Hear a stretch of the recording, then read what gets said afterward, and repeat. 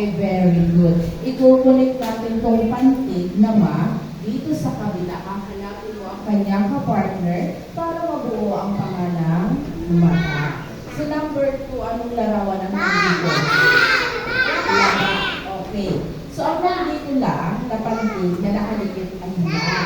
Hahanapin mo ang kapartner nila sa kabila. Hanapin mo, ikukunik mo para mabuo ang pangalang laba. Okay, number 3.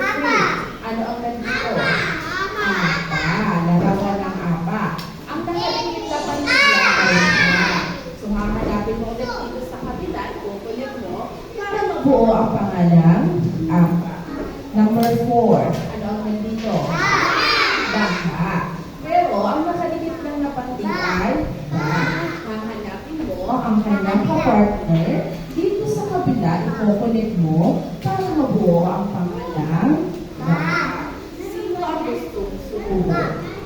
Sige, Ali.